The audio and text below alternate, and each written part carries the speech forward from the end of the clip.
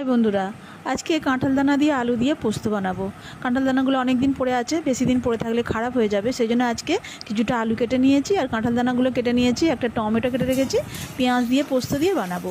পেঁয়াজগুলো একটু ভেজে নিচ্ছি আগে, তারপরে আমি এর মধ্যে কাটা আলু আর কাঁঠাল দানা একসঙ্গেই দিয়ে দেবো। দিয়ে এগুলোকে একটু ভেজে নেব, একটু ভালো করে ভেজে নিয়ে তার মধ্যে এদিকে আমি বাটনাটা বেটে নিচ্ছি। একটু পোস্ত দিয়েছি, দু টুকরো আদা দিয়েছি আর কয়েকটা কাঁচা লঙ্কা দিয়েছি। ঝালটা তো যে যার মতো, আমি দুটো কাঁচা লঙ্কা দিয়েছি এখানে, আর কিছুটা পোস্ত আদা দিয়ে ভালো করে বেটে নিলাম। এটা শিলেই বাটলাম, কারণ অল্প জিনিস মিক্সারে ঠিক ভালো হয় না, তাই অল্প পোস্ত বা সর্ষে বাটতে গেলে শিলের ব্যবহার করতে হয়, তো শিলেই এটা বেটে নিলাম। আর এখানে আলু আর কাঁঠাল দানা পেঁয়াজ একসাথে বেশ ভালো করে ভেজে নিয়েছি, তার মধ্যে আমি এই পোস্ত বাটাটাও দিয়ে দিচ্ছি। পোস্ত আদাটা দিয়ে এর মধ্যে এটাও আমি একটু ভালো করে ভেজে নেব।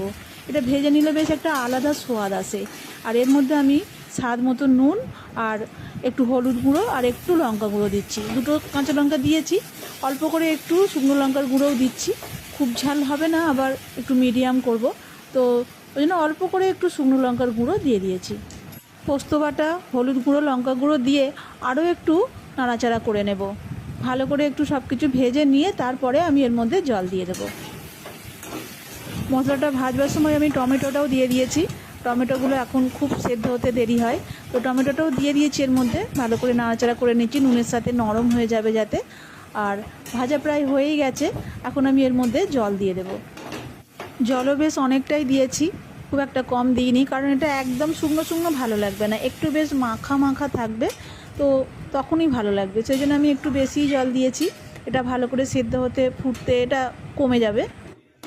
বেশ কিছুক্ষণ এটা ফুটে গেলে এর মধ্যে আমি আরও কয়েকটা কাঁচা লঙ্কা শুধু ভেঙে দিয়ে দিলাম। এই পোস্ততে কাঁচা লঙ্কা আর কাঁচা সর্ষের তেল এটাই সবথেকে ভালো স্বাদ আনে, তো সেই জন্য কিছুটা সেদ্ধ হয়ে যাওয়ার পরে আমি এইটা আরও দুটো কাঁচা লঙ্কা, একটু কাঁচা সর্ষের তেল দিয়ে দিলাম, দিয়ে আরও একটু ফুটতে দিলাম। আলু বা সেদ্ধ হয়েই এসছে, তো আর একটু ফুটলেই হয়ে যাবে। তরকারিটা হয়েই এসছে, আলুটা সেদ্ধ হয়ে পুরো এরকম দেখো তরকারিটা পুরো গাঢ় হয়ে গেছে, একদম মাখা মাখা হয়ে গেছে। এখন আমি গ্যাসটা বন্ধ করে দিচ্ছি আর এটাকে আমি একটা জায়গায় ঢেলে নিচ্ছি।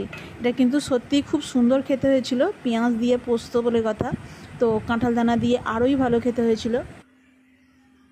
গরম গরম ভাতে এইরকম পোস্তর তরকারি হলে আর কিছুই লাগবে না, শুকনো ভাত দিয়ে হেভি লাগে খেতে।